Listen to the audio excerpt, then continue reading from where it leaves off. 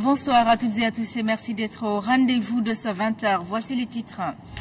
100 000 logements sur 5 ans. Le secteur privé impliqué pour la réalisation de ce chantier du ministère de l'Urbanisme, du Logement et de l'Hygiène publique.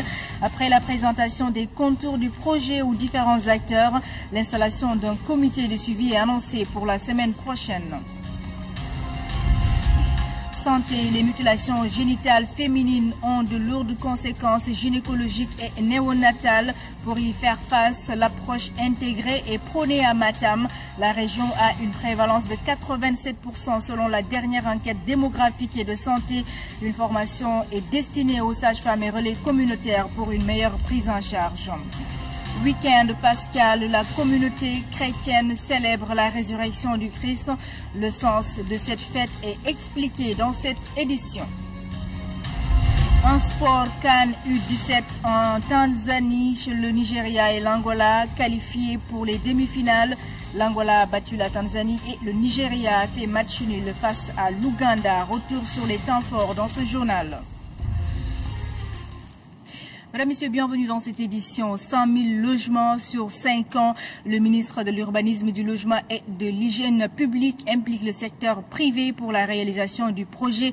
Il a été présenté aux différents acteurs. Un comité de suivi sera installé dès la semaine prochaine. Compte rendu Lamine Touré. Il prend des notes, écoute tout le monde. Le ministre de l'Urbanisme et du Logement va vite sur la question de l'habitat. Tout doit être réalisé par des Sénégalais et pour des Sénégalais. La plateforme du secteur privé national sera au cœur du projet. Un projet ambitieux, 100 000 logements accessibles aux Sénégalais d'ici 5 ans. Nous sommes venus aujourd'hui recevoir dans nos locaux à Diamniadio le secteur privé national par la plateforme du secteur privé, échanger avec eux sur le sujet et être à l'écoute du secteur privé national. Quelles sont leurs idées? La promotion immobilière existe au Sénégal depuis 1957, avec des succès, peut-être avec des échecs, mais avec une expérience certaine qui peut permettre à ce secteur d'avancer. La rencontre est une prise de contact aux allures d'une réflexion opérationnelle sur le projet. Le gouvernement est dans une posture de facilitation. Le mode d'accompagnement, il est à co-construire. Aucun engagement a été pris aujourd'hui. C'est un enrichissement mutuel, un échange qui permettra après de construire un modèle sénégalais du logement social, du logement tout court, à proposer au chef de l'État afin que les populations sénégalaises puissent accéder à la propriété de la manière la plus simple possible. Banquiers, opérateurs immobiliers, consommateurs, tous ont approuvé la démarche proactive de la tutelle. C'est tout ce que nous disons au niveau du secteur privé depuis. Il est en train de le réaliser en 48 heures. Donc cette relation de confiance et de complicité que nous devons avoir avec notre État, que nous évoquons, il le réalise. Et nous le félicitons là-dessus. Et un comité sera mis en place dès la semaine prochaine et un rapport lui sera remis de comment nous devons construire, comment nous devons réaliser ce projet du chef de l'État. Le foncier, le financement, le matériel de construction, ces points ont fait l'objet d'échanges parfois passionnés. Il s'agit de sensibiliser le nouveau ministre de l'Urbanisme, du Logement et de l'Hygiène publique sur les contraintes liées à ces leviers qui concourent à la production de logements au Sénégal. D'autres chantiers pour notre ministère. Le ministère du Commerce va créer un cadre de concertation avec les industriels pour éviter des tensions sur les prix de certaines denrées. Selon des chantiers de la nouvelle ministre du Commerce, Assom Aminata Diatta, répond ici aux questions de Aram Daoua. Je crois qu'il faut surtout que nous organisions des concertations, en tout cas régulières, avec les différents secteurs. Parce qu'on ne peut pas travailler en gérant tout le temps des urgences. Nous avons besoin d'avoir une certaine stabilité et pour cela, nous avons nécessairement besoin de créer un cadre de concertation. Je ne dis pas que ces cadres n'existent pas. Ils existent certes, mais souvent nous nous réunissions quand il y a des problèmes. Je crois qu'il faut que nous arrivions à nous réunir même quand il n'y a pas de problème pour anticiper. Alors, ce sont des secteurs qui peut-être souffrent de la conjoncture internationale. Ce que l'État ne veut pas, c'est qu'il y ait des augmentations de façon intempestive. L'État ne veut pas quand même conduire nos industriels vraiment à la faillite. Mais quand ces industriels doivent procéder à des augmentations sur des produits clés, Donc ils doivent quand même apporter les éléments justificatifs et en concertation avec l'État, voir ce qui est possible. Mais quand ils le font de façon intempestive, naturellement, l'État est obligé de réagir. L'intégralité de cet entretien à suivre après ce journal. Sécurité, des inspecteurs et commissaires de police formés en schéma tactique opérationnel. Pendant 4 semaines, ils ont été outillés pour mieux faire face à la menace terroriste et au radicalisme. Les temps forts de la cérémonie de clôture à l'école de police avec Anaïs Nyanyamane. Cette formation entre dans le cadre du renforcement des capacités d'anticipation et de réaction des fonctionnaires de police. Composés de commissaires et d'inspecteurs, ces gradés de la sécurité intérieure ont reçu des outils adéquats face au radicalisme et au terrorisme.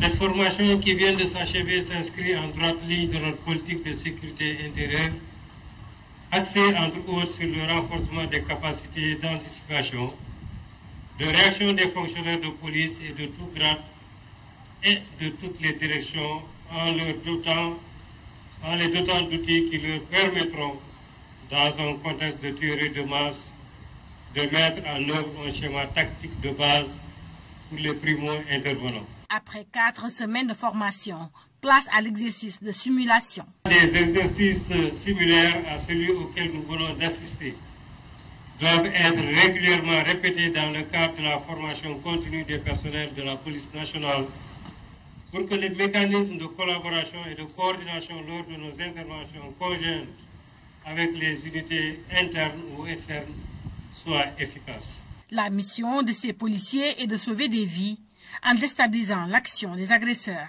Cette action policière doit être réalisée en tenant compte des moyens d'intervention et de protection de primo-intervenants et en s'adaptant à la situation. Elle repose sur l'adaptabilité des policiers, leur capacité de discernement et un total engagement des échelons hiérarchiques pour conduire les missions opérationnelles. Grâce à ces outils, ces fonctionnaires de la police devront mettre en œuvre un schéma tactique de base, une stratégie pour sécuriser davantage le pays.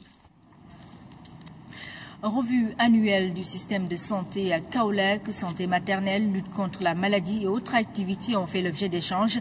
À l'occasion, les acteurs ont fait un plaidoyer pour que l'hôpital El Hadj Ibrahima Niass soit érigé en une structure de niveau 3. Les précisions de Claire Diop, notre correspondante. Revue annuelle conjointe du système de santé de la région de Kaolack, la rencontre a réuni tous les acteurs du secteur. Le bilan d'activité est fait, des performances ont été notées, même si les objectifs fixés ne sont pas atteints. À l'origine de ces résultats, le contexte social tendu qui a prévalu dans le secteur de la santé durant l'année 2018. Dans le cadre de la vaccination, nous n'avons pas pu obtenir les résultats escomptés. L'objectif de 90% n'a été atteint pour aucun antigène. Également pour ce qui est de la prise en charge de la malnutrition, là également on a connu des difficultés liées aux abandons. On a eu des avancées dans certains domaines, notamment dans la lutte contre la mortalité maternelle et néonatale. Nous avons vu qu'il y a eu une baisse. Au niveau de la lutte contre la maladie, les cas de palu ont diminué, mais également pour ce qui est de la tuberculose, le taux de détection a connu une augmentation et nous avons eu un bon taux de guérison. Les attentes restent encore très fortes pour une meilleure prise en charge sanitaire des populations. Un plaidoyer est fait pour relever le niveau de l'hôpital régional de Kaolack. La région de Kaolack mérite aujourd'hui d'avoir un établissement public de santé de niveau 3. Parce que le centre hospitalier régional El Hadj Ibrahima Niass, vous le savez, est un centre hospitalier régional de niveau 2. Mais compte tenu de la position de la région, qui est quand même une région carrefour, on accueille même des malades qui viennent de la sous-région. Aujourd'hui, toutes les conditions sont remplies pour que ce centre-là, cet établissement de santé soit érigé à un niveau supérieur. Cette élévation du niveau du centre hospitalier va avec un certain nombre d'investissements, notamment en matière d'équipement, mais également en matière de renforcement du personnel technique. Cette année, la journée mondiale de lutte contre le paludisme sera célébrée à Kaolack à Keur Aïb le 4 mai prochain. L'activité coïncidera avec le lancement de la campagne de distribution des moustiquaires imprégnés à longue durée d'Action Milda, une co-organisation entre le Sénégal et la Gambie. Les préparatifs sont lancés et toutes les dispositions nécessaires seront prises pour la réussite de l'événement. Santé toujours, prise en charge intégrée des mutilations génitales féminines à Matam, avec une prévalence de 87% de cette pratique dans la région, selon les derniers chiffres de l'enquête démographique et de santé. Le rapport recommande ainsi le renforcement des capacités des sages-femmes et des relais communautaires pour une meilleure prise en charge à Matam. La correspondance de Fatimata Banelba. La région de Matam occupe la deuxième place par rapport aux mutilations génitales féminines, MGF, avec un taux de prévalence de 87%.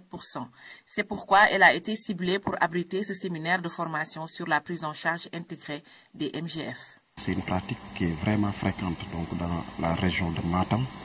Et très souvent, la tranche d'âge qui est touchée à l'excision, c'est les fillettes de moins de 14 ans. Et ce qui fait que réellement, les sages-femmes qui sont formées, en même temps couplées aux acteurs communautaires, permettra maintenant de renforcer leurs capacités. Les mutilations génitales aux conséquences multiples entraînent d'énormes complications chez la femme. Ça peut être des complications gynécologiques. Ces complications vont de l'infection à la stérilité. Au cours de l'accouchement, d'avoir des complications majeures à type de déchirure, à type d'hémorragie, mais surtout des complications néonatales. Un maillage complet s'avère donc nécessaire pour une bonne prise en charge de la question des MGF. Il s'agira pour l'agent de santé de bien cerner les difficultés en s'appuyant sur le relais communautaire, d'où cette approche intégrée de la lutte. Depuis que je suis là, j'ai rencontré des femmes qui ont subi les mutilations génitales féminines. Ce que nous pouvons retenir au sortir de cette formation, c'est une fois dans nos zones de responsabilité, essayer de partager l'information avec les leaders qui sont là-bas déjà. C'est difficile parce qu'ils subissent ces mutilations en général dès le bas âge. Elles ne vont pas comprendre les problèmes. Mais c'est notre rôle à nous, prestataires, de les expliquer et de les convaincre pour pouvoir faire la prise en charge correctement. Au-delà des compétences et du renforcement de connaissances qu'on donne aux sages-femmes, on les aide à la notification. Parce que la notification constitue un point faible en matière de données sanitaires. C'est-à-dire l'identification, le reporting de tous les cas rencontrés.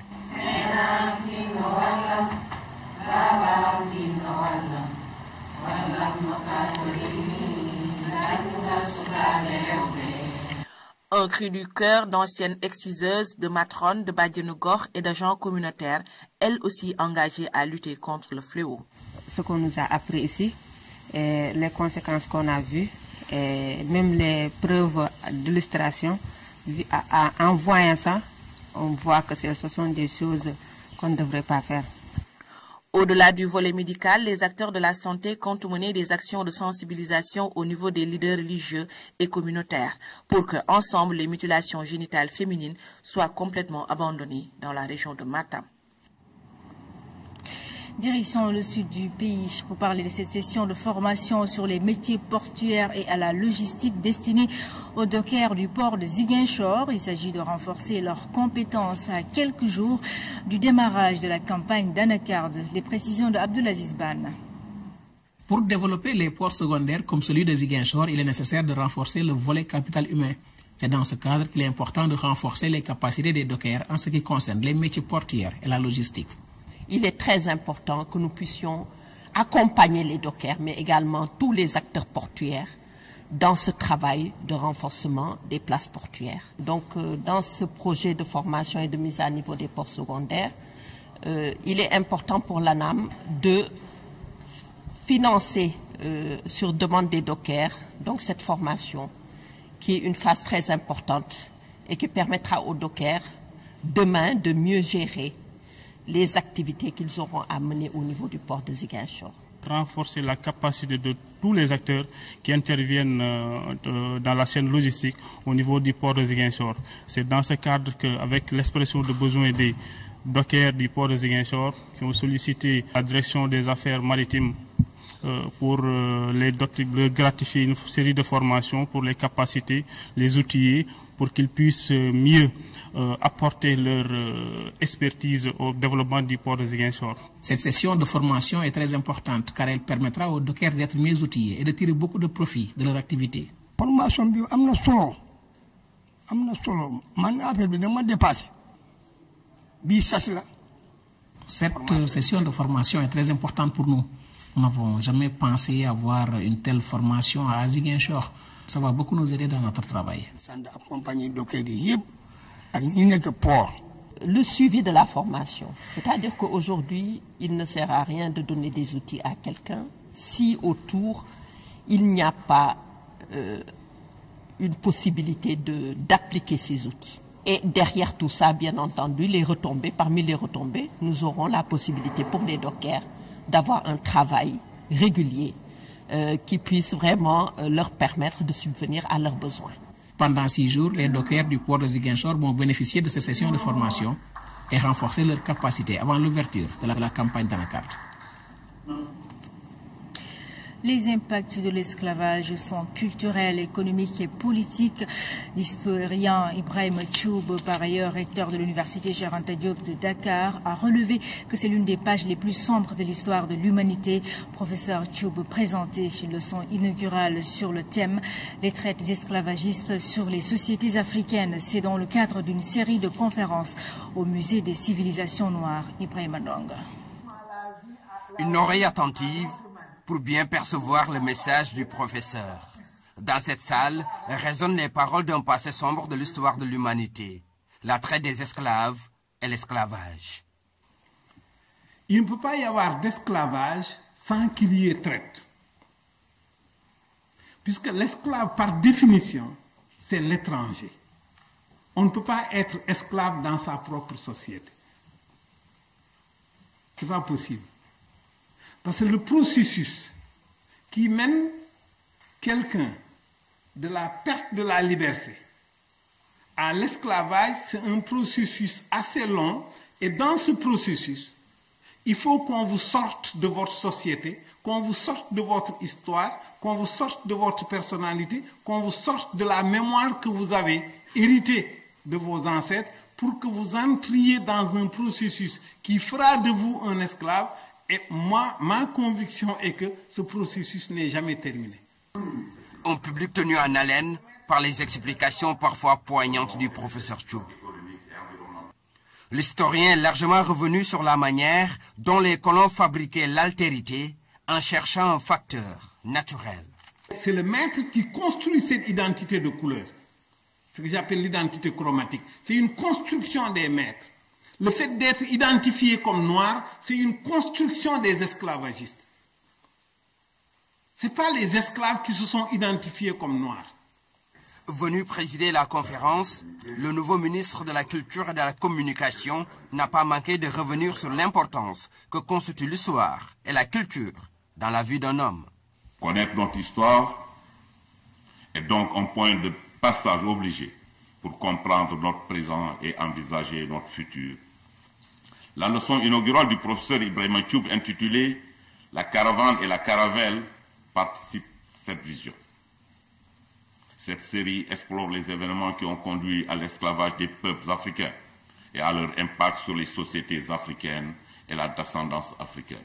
Le caractère universel du phénomène de l'esclavage a été largement développé par le professeur Ibrahim Choub. Une activité qui entre dans le cadre d'un programme déterminé par les responsables du musée des civilisations noires.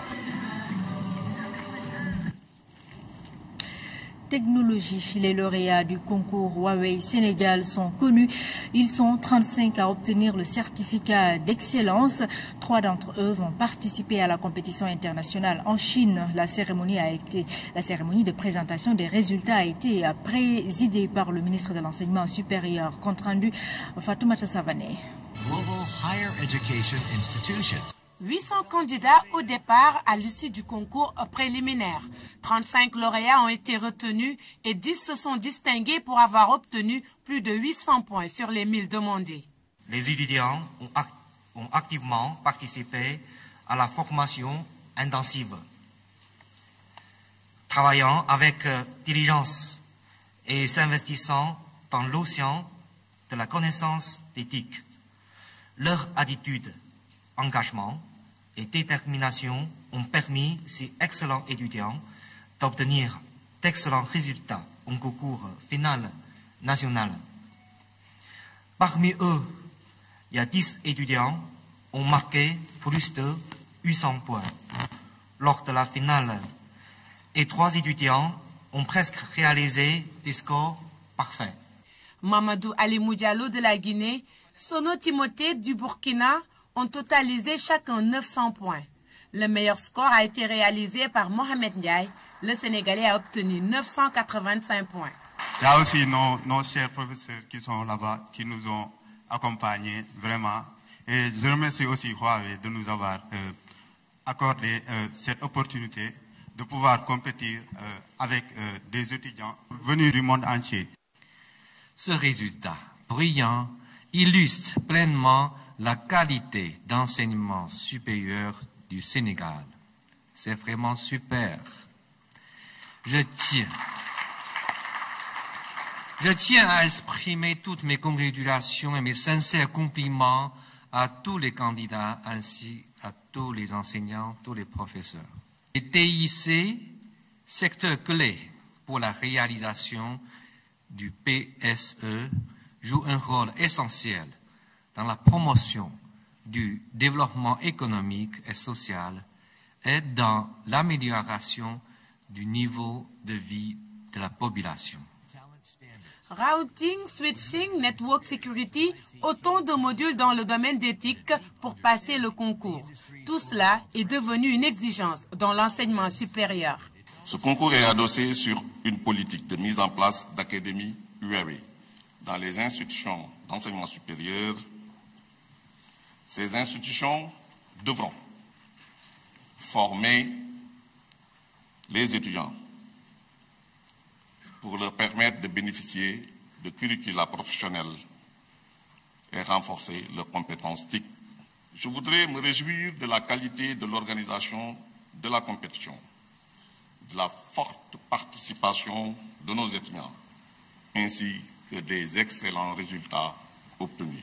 Le trio va représenter le Sénégal à la compétition internationale en Chine prévue en mai 2019. Sur le continent, seule l'Afrique du Sud a eu l'honneur d'y prendre part, une première pour l'Afrique de l'Ouest.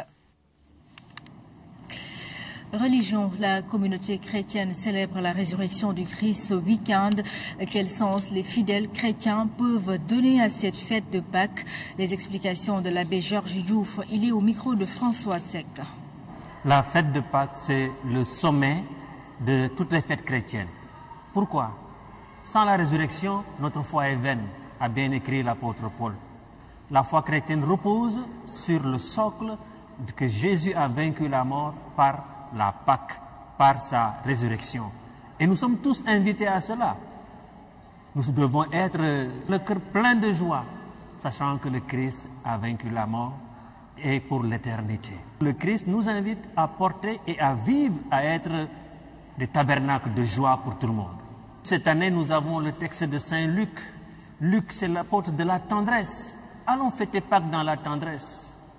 Je conseille donc à tous nos frères chrétiens de se retrouver, de nous retrouver dans nos églises pour célébrer ce sommet de notre vie chrétienne, la Pâque.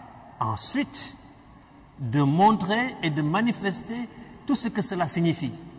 Accueillir les autres, festoyer avec les autres, parce qu'on n'est jamais saint tout seul. C'est un jour vraiment de joie et de paix, un jour de gloire pour notre Seigneur, un jour aussi de prière pour la paix dans notre pays, prière aussi pour les autorités de notre pays, prière aussi pour tous ceux qui sont dans le besoin.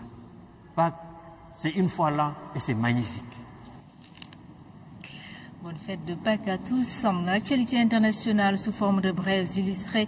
Nous irons en Libye, au Soudan, mais nous démarrons par l'Égypte où 61 millions d'électeurs sont appelés aux urnes pour un référendum de 3 jours sur une révision constitutionnelle. Le récit de Sédina Alulfal. Un référendum de 3 jours a débuté ce samedi en Égypte. 61 millions d'électeurs sont appelés à se prononcer sur une révision de la Constitution. La réforme devrait permettre au président Abdel Fattah al-Sisi de prolonger sa présidence jusqu'en 2030. Les nouvelles dispositions permettraient de faire passer le deuxième mandat du président égyptien de 4 à 6 ans, portant son terme à 2024. Abdel Fattah al-Sisi pourrait ensuite se représenter en 2024 pour un troisième mandat qui pourra le reconduire au pouvoir jusqu'en 2030. En Libye, les forces loyales au gouvernement d'union nationale basées à Tripoli ont annoncé le début d'une contre-attaque contre les troupes menées par le maréchal Khalifa Haftar au sud de la capitale libyenne, une zone où les combats ont redoublé d'intensité. La Maison-Blanche a révélé l'existence d'un entretien téléphonique entre Donald Trump et le maréchal Haftar. Le représentant spécial de l'ONU pour la Libye a exprimé ses inquiétudes face aux divisions notées au Conseil de sécurité. Au Soudan, les leaders de la contestation annoncent des discussions avec les dirigeants militaires. Ces derniers ont refusé jusque-là de transférer le pouvoir à une autorité civile. Les manifestants maintiennent la pression sur le Conseil militaire de transition. Les États-Unis ont salué les premières mesures prises par les militaires. Ils ont cependant appelé à une transition répondant aux vœux des Soudanais. Sport CAN U17, troisième journée du groupe A. L'Angola et le Nigeria qualifiés pour les demi-finales. L'Angola a battu la Tanzanie et le Nigeria a fait match nul face à l'Ouganda. Retour sur les temps forts avec Fatoumata Savané. L'Angola et le Nigeria se qualifient en demi-finale de cette CAN. Le groupe A a rendu son verdict en début d'après-midi. 2 victoires et un match nul permettent au Nigeria d'occuper la tête du groupe. Face à l'Ouganda, les Nigérians ont livré un match sans enjeu majeur pour eux, mais du côté des Ougandais, c'était le match à gagner. Et ils l'ont bien entamé avec le but de John Kokas Alou à la 69e minute.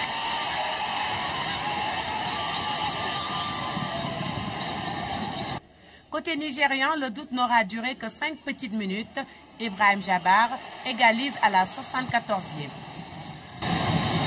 Le score en restera là. Un match nul qui élimine l'Ouganda de la compétition. Dans l'autre rencontre, l'Angola a sorti le grand jeu face au pays organisateur. Les Palencas Negras ont renversé la Tanzanie sur le score de 4-2. 4 buts à la première période. Omar Djouman ouvre le score pour la Tanzanie à la 12e minute. L'égalisation est de Mimo à la 17e minute. Capita sur penalty donne l'avantage à l'Angola, mais il sera vite rattrapé au score par Kelvin John à la 44e minute. Les Palencas Negras Junior vont sceller le match à la 68e par David et Capita signe un doublé et permet à l'Angola d'être deuxième du groupe. L'Angola et le Nigeria iront aussi disputer la Coupe du Monde U17 prévue en octobre 2019. Toujours dans le cadre de cette phase de poule du tournoi de football U17, le Sénégal a fait une réclamation sur 2 joueurs guinéens qui ont pris part à la rencontre Sénégal-Guinée. D'après la Fédération sénégalaise de football, ils ont pris part au tournoi U16 international au Japon. Le Sénégal soutient que ces 2 mises en cause ont dû utiliser 2 passeports différents en diminuant leur âge. La décision de la CAF est attendue ce dimanche à 12 h. Et puis c'est samedi pour le compte de la Ligue 1, 22e journée entre l'AS Douane et Gorée. Victoire des Gaboulous à 3-1, un doublé de Ibrahim Sow de l'AS Douane. On y reviendra dans nos prochaines éditions. Voilà, ainsi se referme ce journal. Mesdames et messieurs, merci à vous d'avoir été au rendez-vous et très bonne soirée sur la RTS1.